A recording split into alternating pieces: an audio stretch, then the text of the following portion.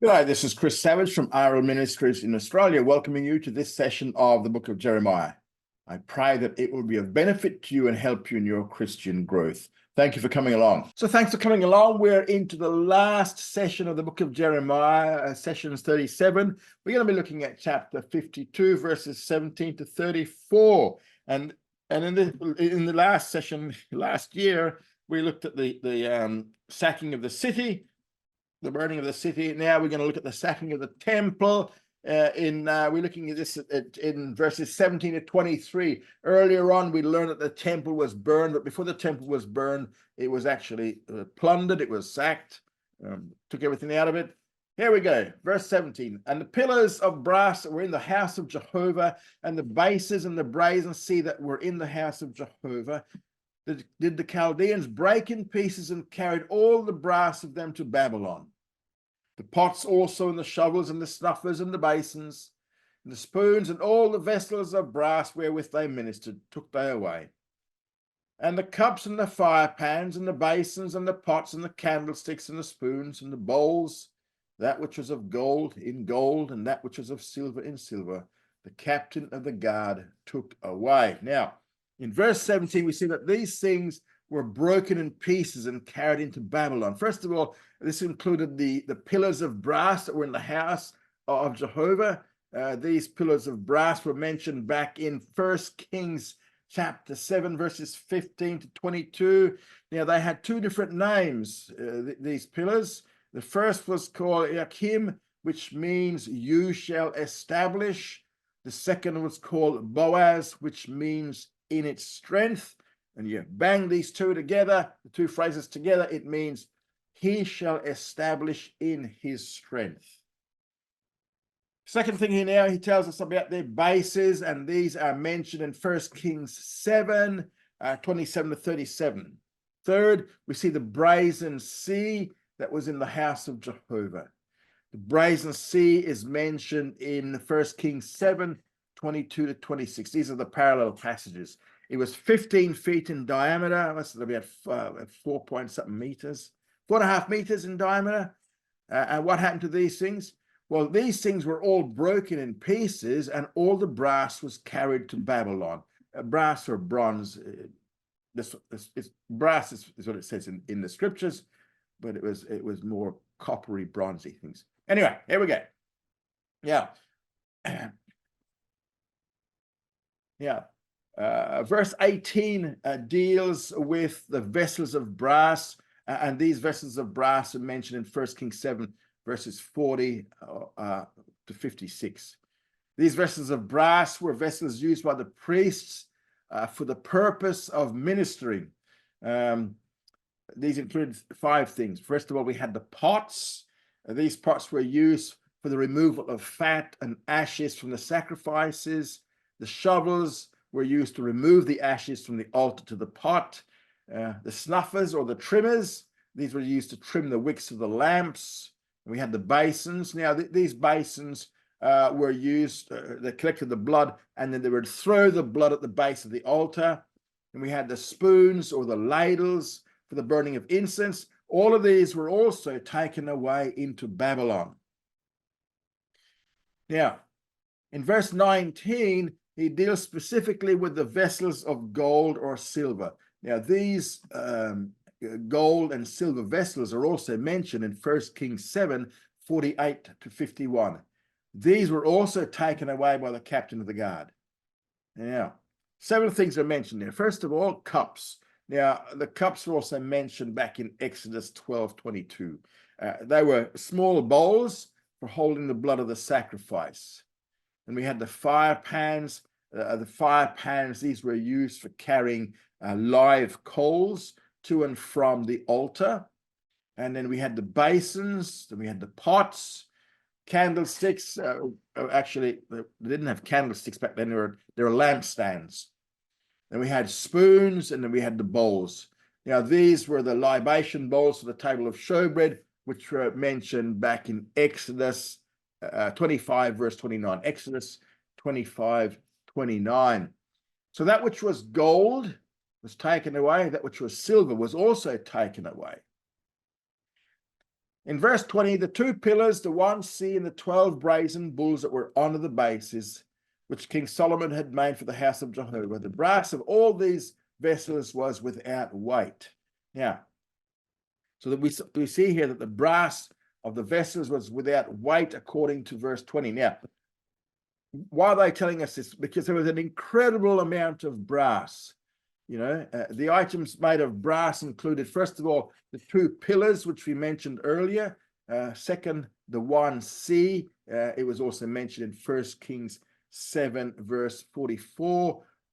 It included the 12 brazen bulls mentioned in 1 Kings 7, 43 to 44. The 12 bulls were underneath the sea.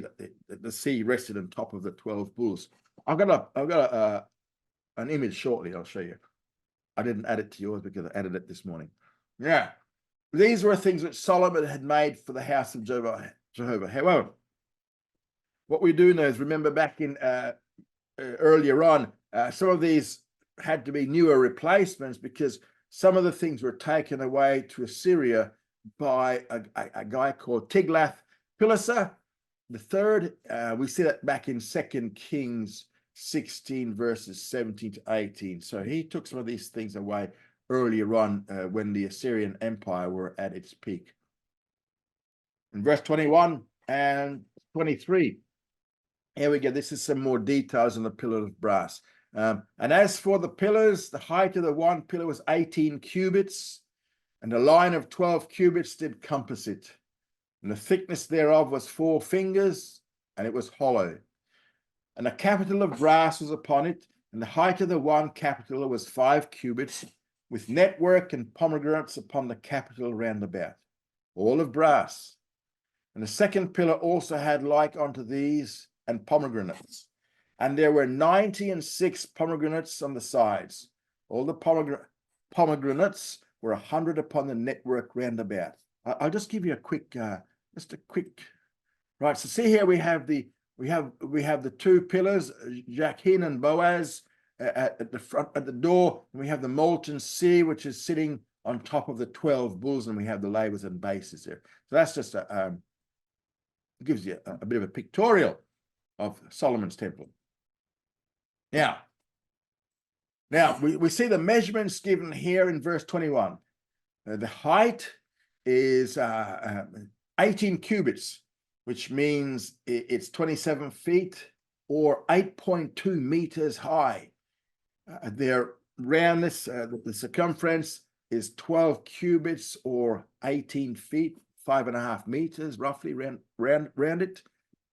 Huge things they were. And their thickness is 4 fingers. So you got 4 fingers. So it's about 3 to 4 inches thick. And it was hollow inside of these huge pillars. This is also mentioned back in 2 Chronicles 3:15. And 2 Chronicles 3:15. 2 Chronicles 3:15, did I put it there? In 2 Chronicles 3:15, we're actually told that the height was 35 cubits. Now, 2 Chronicles 3:15 is not a contradiction of Jeremiah 52. Why do I say that? What it is, it's the total length. This is 2 Chronicles 3:15, gives us the total length of both of these pillars, right? In pretty much round numbers. Verse 22 tells us about the capitals themselves. And these are the things on top of the pillars. These capitals are also mentioned in 1 Kings 7, verses 16 to 22. 1 Kings 7, 16 to 22. And they are also made of brass. Their height was 5 cubits or 7.5 feet high. This is what sat on, was it on top? On top of the pillar. Their decorations included a network with pomegranates. Now, the Hebrew term for network means lattice work. So it had lattice work around it. Now, upon the cap, round about was a brass covering. These pomegranates were all made of brass. They were a common ancient decoration. They're also mentioned in Exodus 28, verses 33 to 34. Second pillar had the same makeup and measurements. is also decorated the exact same. Both of them are exactly the same, just different names. Now, verse 23 deals with the pomegranates themselves. There were 96 of these pomegranates on the sides, 4 sides, 96. There were 24 pomegranates on each side, and then the totality of the pomegranates was 100. Right? This means that while there were 24 on each side of these capitals, there was also 1 pomegranate on each corner. So that gives a total of 100. Now, according to 1 Kings 7, verse 20, each capital had 2 rows of pomegranates, which gives an actual of 200 of these brass pomegranates in each capital. Why did we give such a description? Well, I'm going to tell you shortly. Now, according to 1 Kings 7, verse 42, the grand total of brass pomegranates was 400. Each pillar had 200, giving a total of 400. So the entire section on the sacking of the temple in verses 17 to 23 was a fulfillment of Jeremiah 27, verses 19 to 22, where Jeremiah prophesied that everything would be taken away to Babylon. Why do they give such descriptions? Well, primarily to let you know that it was not a simple job taking this stuff away. These things were huge, and it was a big job breaking these things down into pieces. It said they were broken in pieces so they could be carried away into Babylon. So it wasn't just a weekend job. It was a big job. Again, there's the image of the sketch of Solomon's temple, if you like. That's what it looked like. Okay. Now, big question. What about the Ark of the Covenant? Right? What about the Ark of the Covenant? Some things were said in this passage that allow us to surmise what happened to the Ark of the Covenant. Indiana Jones, he goes looking for the Ark of the Covenant, doesn't he? So big question, what happened to the Ark of the Covenant? Yeah, lots of legends about the Ark of the Covenant having been hidden by Jeremiah.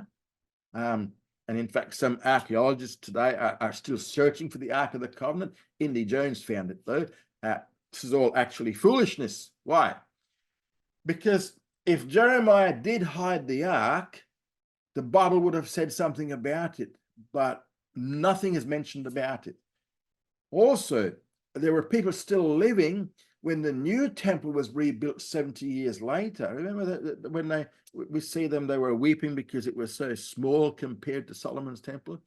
They had seen the first temple of Solomon. If anyone would have known where the Ark of the Covenant was hidden, it would have been these old-timers who lived in the days of the first temple and were still living when the second temple was rebuilt. It was a tendency of the Babylonians to strip whatever was of gold, right? Silver, brass, and they'd burn what's left over. Since the Ark of the Covenant was simply a timber structure which was overlaid with gold, the Babylonians probably stripped it of its gold and then burned the wood with the rest of the temple. Now, big question is, why didn't God protect the Ark of the Covenant as he did in the past? Remember when they took the Ark of the Covenant into battle? Why didn't God protect it at this point in time? Well, that answer is provided by another of the prophets, a contemporary of Jeremiah's, Ezekiel.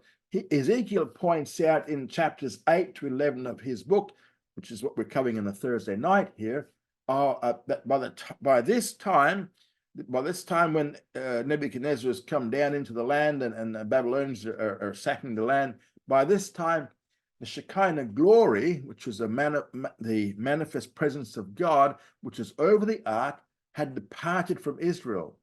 Remember, the Shekinah glory departed from Israel because of the rampant idolatry in the land, in Judah.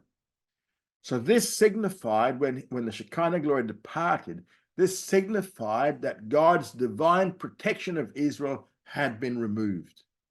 Therefore, the Ark of the Covenant was opened and would have been destroyed along with the temple. Now, we see the leadership, the execution of the leadership now. This is in verses 24 to 27. The captain of the guard took Seraiah the chief priest and Zephaniah the second priest and the three keepers of the threshold. And out of the city he took an officer that was set over the men of war, and 7 men of them that saw the king's face that were found in the city, and the scribe of the captain of the host, who mustered the people of the land, and 70 men of the people of the land that were found in the midst of the city. So this is a description now in these verses here, verses 24 to 25 here. This is a description of the execution of the leadership of Judah. In verses 24 to 25, he identifies the leaders for us. Nebuzaradan, he is the one who's the captain of the guard here. That's Nebuzaradan. He's doing this on behalf of King Nebuchadnezzar. First of all, we had Seraiah, he was a chief priest. He's also mentioned in 1 Chronicles 6, verses 14 to 15. Now, he was the grandson of Hilkiah. We've looked at some of these before. Hilkiah was the chief priest under good King Josiah. He's also the father of Jehozadak. Now, who was Jehozadak?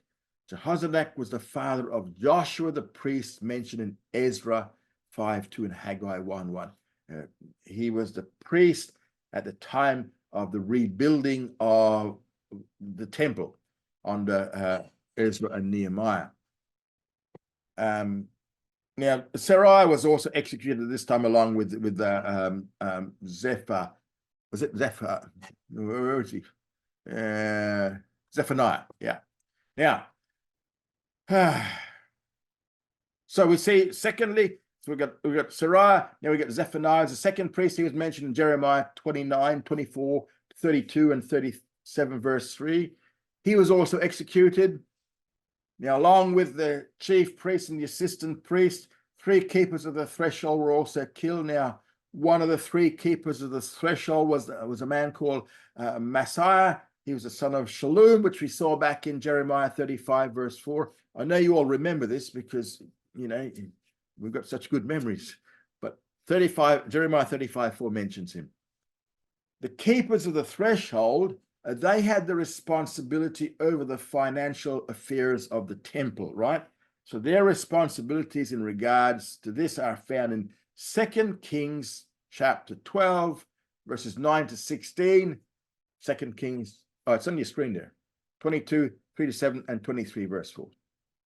All 3 of them at this time were also executed. And then we had the officer over the men of war was executed. Now, in the Hebrew text, he was a saris, S-A-R-I-S, a eunuch. He more or less was the defense minister, if you like. He was a defense minister, and he was captured outside the city, and he was also executed. And then 5th, we had the 7 men who saw the king's face, or the 7 advisors to King Zedekiah. They were also killed. They were found in the city, and they were also judged and executed. And then 6th, we had the scribe of the captain of the host who mustered the people of the land. He was also killed.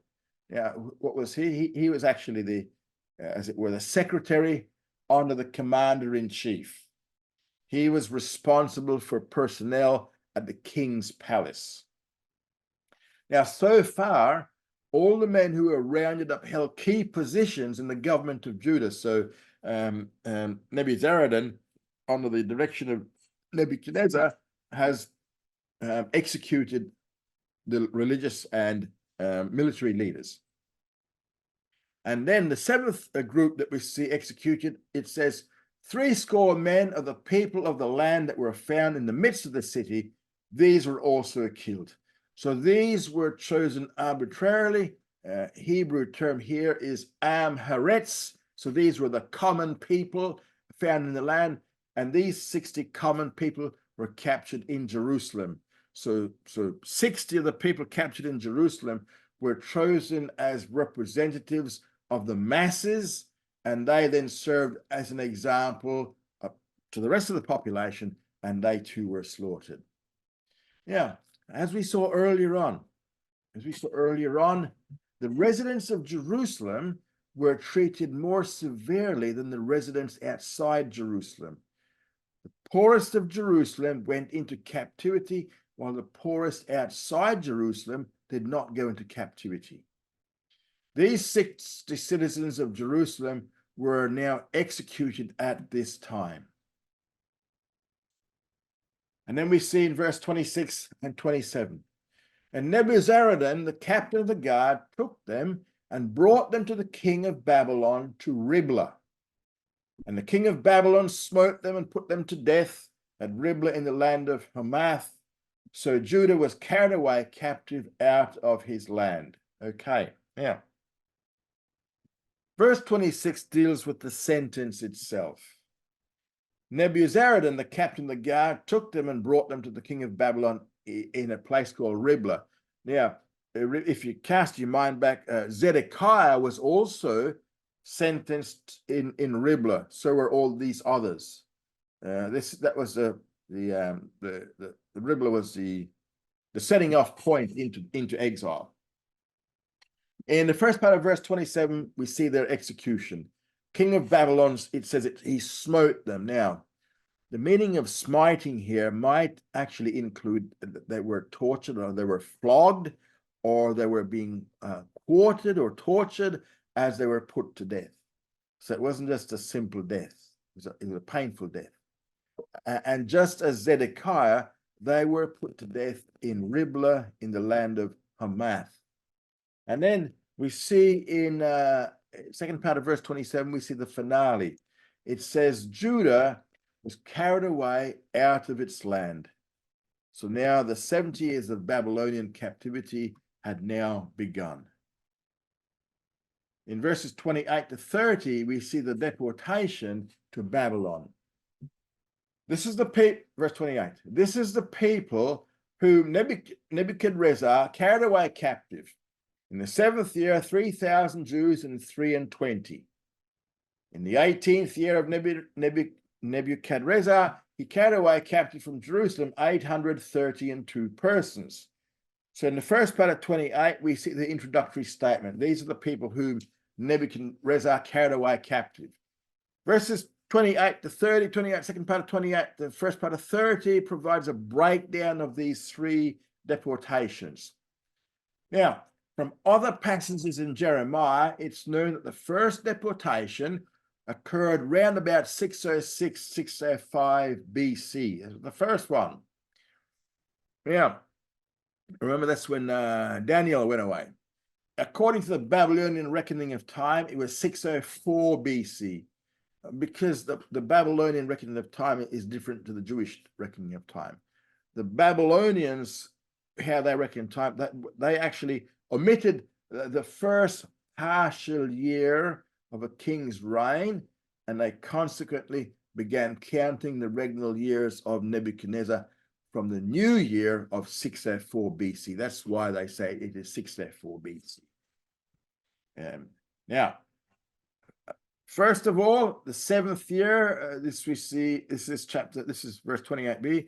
These years are in accordance with the Babylonian reckoning of time. So it was the year 598 to 597 BC. Remember, first deportation, 606, 605 BC. First deportation time. So we see 7th year, 598 to 597. He mentions a total of 3,023 Jews, 3,023 who were carried away captive. Now, if we were to look back into 2 Kings 24, verses 14 to 16, 2 Kings 24, 14 to 16, the figure given there is 18,000, okay? I'll read it to you, 2 Kings 24, 14 to 16. And this is talking about Nebuchadnezzar. And he carried away all Jerusalem and all the princes and all the mighty men of valor, even 10,000 captives. And all the craftsmen and the smiths, none remained, save the poorest sort of the people of the land. And he carried away Jehoiakim to Babylon, and the king's mother, and the king's wives and his officers, and the chief men of the land, carried he into captivity from Jerusalem to Babylon. All the men of might, 7,000, even 7,000, the craftsmen and the smiths, 1,000, all of them strong and apt for war. Even them the king of Babylon brought captive to Babylon. Now, while 2 Kings 24 gives a total figure of Jews carried away, Jeremiah 52 gives only the Jewish adult males who were carried away. There were 3,023 adult Jewish males carried away. There were 18,000 men, women, and children carried away in total. In verse 29, there was another deportation in the 18th year. This was the third deportation. In accordance with Babylonian reckoning, this would be the 18th year. 2 Kings 25, verse 8, the parallel passage, mentions that it occurred in the 19th year. Now, in the 5th month, on the 7th day of the month, which was the 19th year of King Nebuchadnezzar, king of Babylon, came Nebuzaradan, the captain of the guard, a servant of the king of Babylon, onto Jerusalem. Jeremiah 52 uses the Babylonian system of reckoning, which was the 18th year. 2 Kings 25, verse 8, the parallel passage, uses the Jewish reckoning of time, which was the 19th year. This was either 586 or 587 BC. So the total figure of Jews carried away was 832 people. Most likely, again, this only includes the adult Jewish males. Now, verse 30, in the 23rd year of Nebuchadnezzar, Nebuzaradan, the captain of the guard, carried away captive the Jews, 745 persons. All the persons were 4,600. First part of verse 30, we see another deportation took place in the 23rd year of Nebuchadnezzar, which was 582 to 581 BC. And a total of 745 Jews were taken away. Again, this probably only included adult Jewish males. The exact reason for this deportation in 582-581 BC is not known. It may have been a delayed reaction to the assassination of Gedaliah. Remember, Gedaliah was the governor that was put in place by Nebuchadnezzar, and he was assassinated by his own countrymen. Or it may have been in a response to a later revolt of a few remaining Jews in the land. We don't know for certain. In the second part of verse 30, we're told that a total of 4,600 Jews were carried away. Now, this can only be true if it counted only the male adults. The actual total was much greater. Now, the book of Jeremiah now ends with the release of Jehoiakim. King Jehoiakim.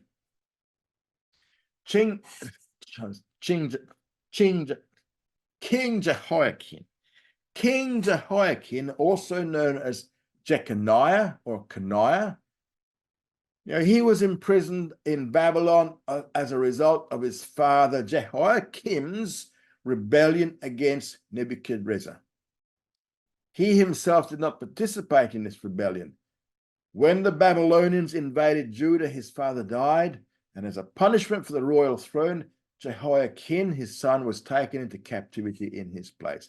In actual fact, Jehoiakim, he reigned for, well, I think it was for three months and 10 days. That's how long his reign was. Now, verse 31. It came to pass in the 7th and 30th year of the captivity of Jehoiakim, king of Judah, in the 12th month, in the 25th day of the month, that evil Merodach, king of Babylon, in the first year of his reign, lifted up the head of Jehoiakim, king of Judah, and brought him forth out of prison.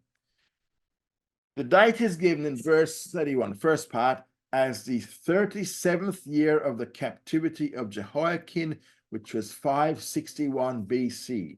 So he has been imprisoned for 37 years. It was the 12th month on the 25th day of that month. Now, in the second part of verse 31, the one who released him was this guy called evil Merodach, king of Babylon. Now, evil Merodach was the same person as Amel Marduk of the Babylonian records. He reigned for a very short period. He reigned from 561 to 560 BC. Why was it such a short reign? Well, he was assassinated by Neriglissar. Neriglissar was evil Merodach's brother-in-law. He wanted to take power, so he killed him. Now, Neriglissar reigned from 560 to 556 BC. And for the first year of evil Merodach's reign, which was 561 BC, he released Jehoiakim from prison and he gave him a new status. Verse 32 says, "And he spake kindly to him and set his throne above the throne of the kings that were with him in Babylon, and changed his prison garments, and Jehoiakim did eat bread before him continually all the days of his life. And for his allowance, there was a continual allowance given to him by the king of Babylon, every day a portion until the day of his death, all the days of his life." So here we see the new status of Jehoiakim. Remember, he's still in captivity in Babylon. It's given in verse 32. Evil Merodach spoke kindly to and gave him a higher seat than those of the other kings who were with him. Now, Babylonian conquerors enjoyed capturing kings of various countries and then giving them a place at the royal table.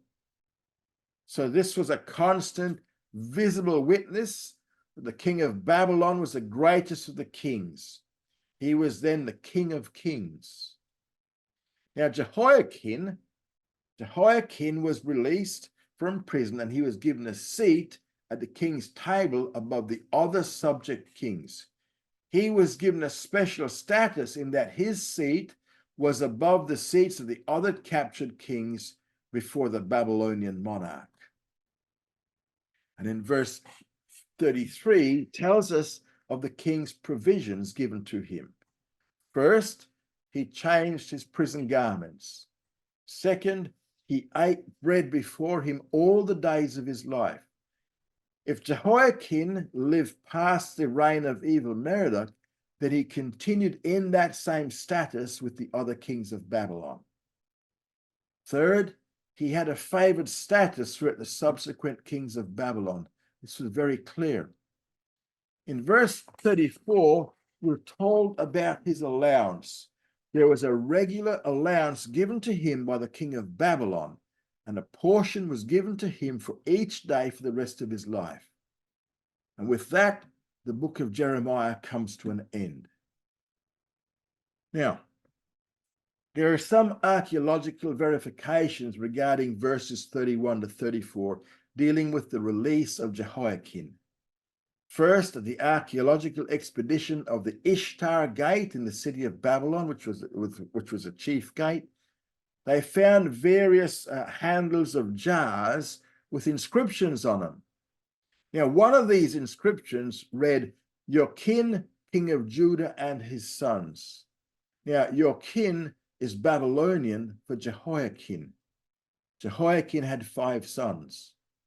The provisions that were given or provided to Jehoiakim according to these archaeological records were also given to all of his 5 sons. So while Jehoiakim ended up in prison only because of his father had rebelled against Babylon, he was not actually involved with that rebellion. At the British Museum is a Babylonian chronicle that describes Nebuchadnezzar's first campaign against Jerusalem in 596 BC. And this table, or tablet, whatever, covers a period of 12 years. It states in part that he, Nebuchadnezzar, conquered the city and took the king Jehoiakim prisoner. He installed in his place Zedekiah of his own choice, a king of his own choice, which was Zedekiah. And after receiving a large tribute, he sent them forth to Babylon. Now, when the Babylonians came, Jehoiakim's father died. In order to punish the royal throne, Jehoiakim had to go into captivity in place of his father, who was dead. Jehoiakim was never guilty of any actual revolt against the throne of Babylon. However, Zedekiah was guilty, and Zedekiah, for his reward for that was he was blinded and kept in prison, and he died in prison. Now, even though Jehoiakim was kept in prison for a long time, he was eventually released and dined in a favored status with the king of Babylon. Perhaps to some degree, that might have been brought about through Daniel's influence that had been in Babylon for some time by this time. At any rate, no matter how it happened, it did indeed happen. He was released and he had this favored status as far as Bible records are concerned, but also as far as archaeological records are concerned. So his favored status continued to his 5 sons also. So the Bible and the archaeological record confirms this fact. Now, what did we learn? What lessons can we learn from the book of Jeremiah? We know that Jeremiah was not very well liked as a prophet, but he was called by God to be a prophet to the land of Judah and to the people. So the lessons we learn are these. The call of a believer is to be obedient to the will of God and fulfill one's calling. It is not about comfort. It is about obedience to the call. The success of the ministry is not measured by the numbers of positive responses. It's not measured by the wealth of a ministry. So how is it measured? Well, the true measure is conformity to the revealed word of God and the maturity of the believing remnant and the peace in the heart that one has done the will of the Lord. That is the true measure of success. It's conformity to the revealed word of God. And that, brothers and sisters, is the end of Jeremiah. Thank you for coming along. Study hard and grow strong.